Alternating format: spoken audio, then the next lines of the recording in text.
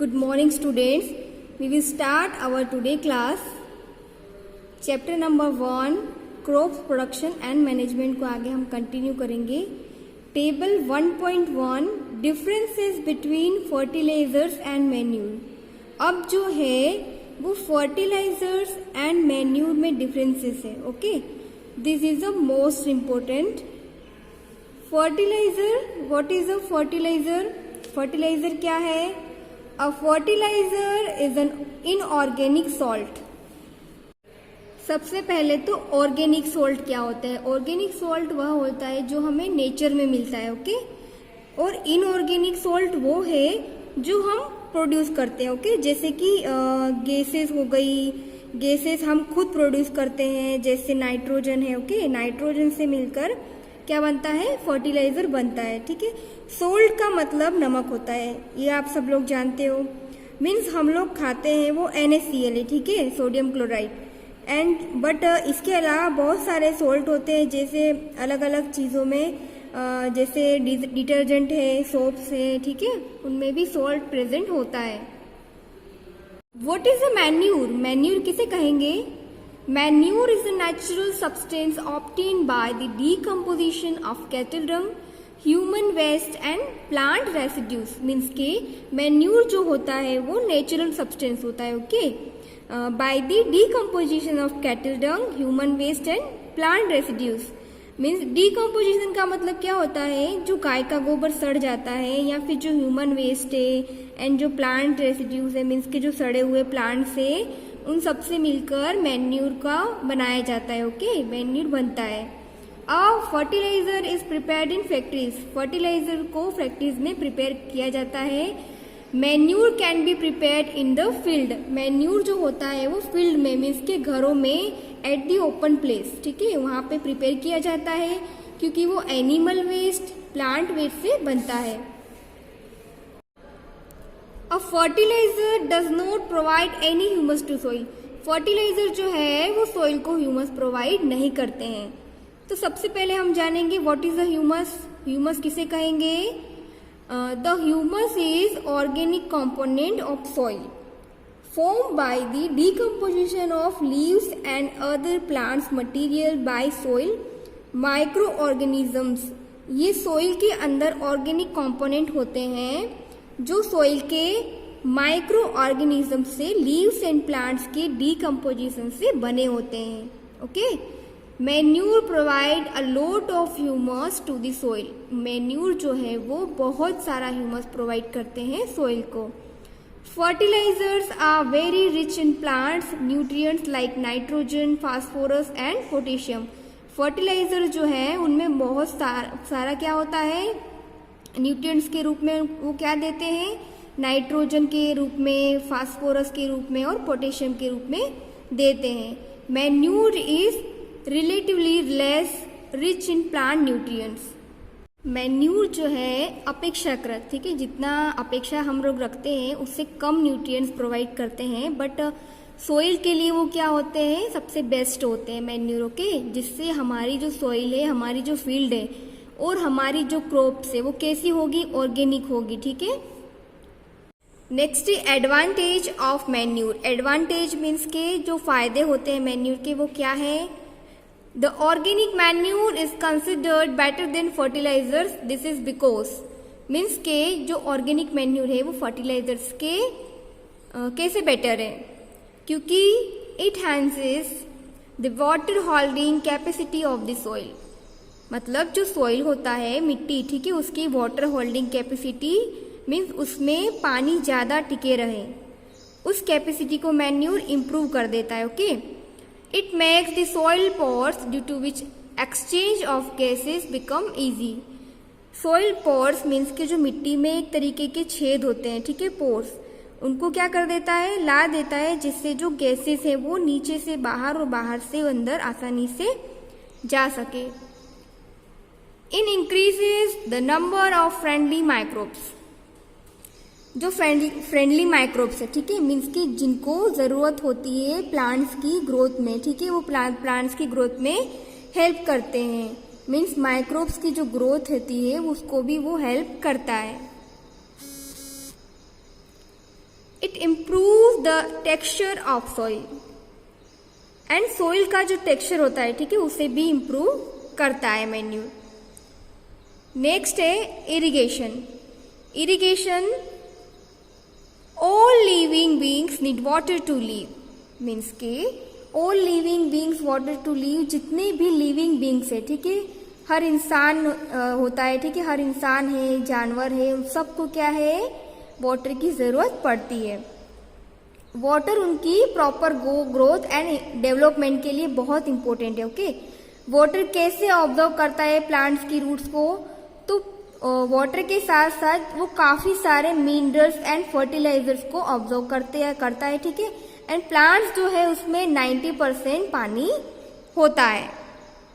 Water इसीलिए भी जरूरी है क्योंकि जो जर्मिनेशन का जो प्रोसेस होता है, ओके, मीन्स कि आपका जो सीड्स है वो बढ़ेगा ही नहीं जब उसको प्रॉपर पानी नहीं मिलेगा। न्यूट्रिएंट्स जो है वो पानी में मिल जाते हैं और सारे के सारे रूट से लिया जाता है पानी, ठीक है, और जितने भी प्लांट्स हैं, प्लांट्स के जो पार्ट्स हैं और हर पार्ट्स में न्यूट्रिएंट्स को पहुंचा देते हैं। एंड जो वाटर है फ्रोस्ट है, ठीक है, फ्रोस्ट मीन्स क्या होता है, फ्रोस्ट जैसे कि बहुत सारा ओस हो, ठीक है, ओस पड़ जाती है, आप देखते हो मॉर्निंग में प्लांट्स की लीव्स के ऊपर छोटी छोटी पानी की बूंदें होती है, उसे क्या कहते हैं, ओस कहते हैं। और जो गर्म हवाएं चलती है उससे भी क्या करता है, प्रोटेक्ट करता है प्लांट्स को। The supply of water to crops at different intervals it's called irrigation, ठीक है, मीन्स अगर आपको अपनी फील्ड को अच्छा रखना है तो to maintain the moisture of soil, means कि सॉइल को आपको मॉइस्चर का ध्यान रखना पड़ेगा, इसके लिए आपको रेगुलरली वाटर देना पड़ेगा। एंड जो पानी सप्लाई होता है क्रॉप्स को, ओके, डिफरेंट इंटरवल्स, मीन्स कि आज नहीं दिया कल दे दिया, जैसे आप पौधों को पानी देते हैं, तो एक तरीके का यही इरिगेशन होता है।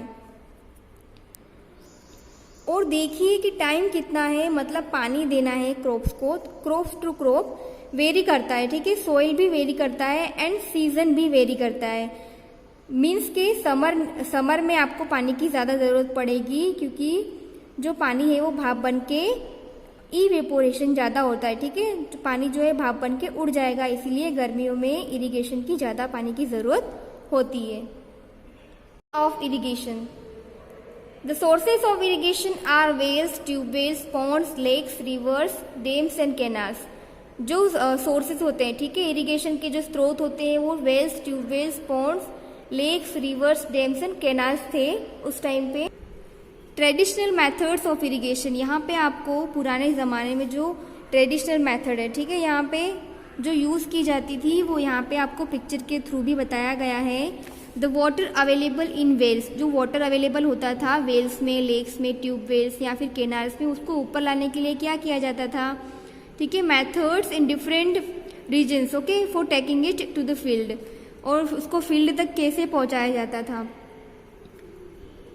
खेतों में उसको कैसे लाया जाता था, या फिर उसको जानवर की या फिर ह्यूमन का जो है ह्यूमन लेबर है उसका यूज़ करके जो है वो पानी को ऊपर लाया जाता था, ठीक है। वो थोड़े सस्ते होते थे बट इतने एफिशिएंट नहीं होते थे, ठीक है, कि उनको आप ज़्यादा समय तक यूज़ कर पाओ, क्योंकि अगर ज़्यादा पानी निकालेंगे, ठीक है, और क्रॉप तक पहुंचाने के लिए तो जो है वो लेबर है, ठीक है, या फिर जो जानवर है वो थक जाएंगे।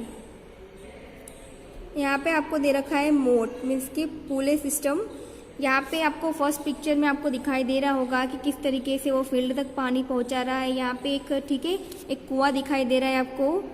यहाँ पे ऐसे एक गोल गोल जैसे चक्कर जैसा लगा होता है और ये रस्सी यहाँ पे एक बंधी होती है, ठीक है। ये एक मटके या फिर एक बर्तन है कोई, जो कुएं के अंदर डाल के फिर इस रस्सी को खींच के पानी निकाला जाता है और क्रॉप्स को इस तरीके से फील्ड में इस तरीके से पानी सप्लाई किया जाता है। नेक्स्ट है चेन पंप, ठीक है। ये इस तरीके की यहाँ पे चेन पंप लगी हुई है, कैनाल के थ्रू यहाँ पे इस तरीके से पानी पहुँचाया जाता है। एक नेक्स्ट है देकली। देकली में यह क्या होता है, ये कुआं बना हुआ है, ठीक है, कुआं है। कुएं में ऐसे ही एक लकड़ी के बत्ते को सप्लाई किया जाता है, उस पर एक पत्थर रख के फिर उसको ऊपर नीचे करके पानी कुएं में से बाहर निकालते थे और फील्ड तक पहुंचाते थे।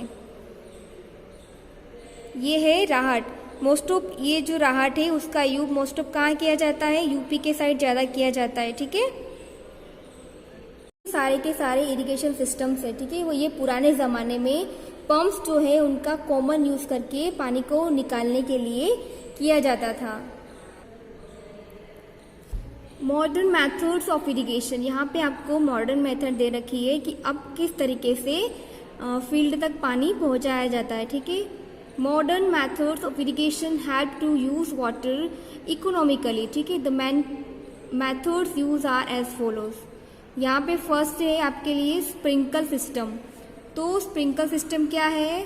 This system is more useful on the uneven land where sufficient water is not available. ठीक है, जहाँ पे सफिशिएंट वाटर अवेलेबल नहीं होता है उसके लिए ये जो सिस्टम है, ठीक है, ये जो मेथड है वो बहुत ही यूजफुल होती है। और ये मेथड इसमें क्या होता है, इसमें यहाँ पे ऐसे पानी पहुँचाया जाता है। ठीक है, यहाँ पे एक वेल बना हुआ है, यहाँ पे एक मोटर लगी हुई है, ठीक है, मशीन लगा हुआ है। ये जो है वो पाइप से यहाँ पे फील्ड में यहाँ पे कुछ टंकी जैसा बना हुआ होता है और यहाँ पे भी छोटे छोटे जो पाइप्स लगे होते हैं, ठीक है, फव्वारा लगा हुआ होता है और उन फव्वारे के थ्रू जो पानी है वो इस तरीके से फील्ड में चला जाएगा। ठीक है, फव्वारे जो है वो फील्ड तक पानी पहुँचा देंगे। नेक्स्ट है drip system. In this system, the water follows drop by drop just at the position of the roots. Means कि जो प्लांट्स की रूट्स होती है, ओके, फील्ड में जो प्लांट्स की रूट्स होती है उसमें वाटर कैसे सप्लाई किया जाता है? ड्रॉप टू ड्रॉप, मीन्स कि बूंद बूंद करके सप्लाई किया जाता है। यहाँ पे आपको दिख रहा है, ठीक है, कैसे सप्लाई कर रहे हैं वाटर को। So it is called drip system, इसीलिए इसे ड्रिप सिस्टम कहा जाता है। It is the best technique for watering fruits, plants, gardens and trees. ये बहुत ही बेस्ट टेक्निक होती है किसके लिए? फ्रूट प्लांट्स के लिए, गार्डन्स के लिए और ट्रीज के लिए। The system provides water to plant drop to by drop. ठीक है, ये सिस्टम होता है क्या? वाटर को प्रोवाइड करने का, drop to drop. And water is not waste at all, means इससे पानी कम यूज होगा और वेस्ट भी नहीं होगा। It is a boon in region where availability of water is poor. ये उस रीजन के लिए, मीन्स कि उस क्षेत्र के लिए, उस एरिया के लिए बहुत ही ज़्यादा अवेलेबिलिटी होता है जहाँ पे बहुत ही कम पानी होता है। ठीक है, वाटर इज पुअर, मीन्स कि जहाँ पे बहुत ही कम पानी हो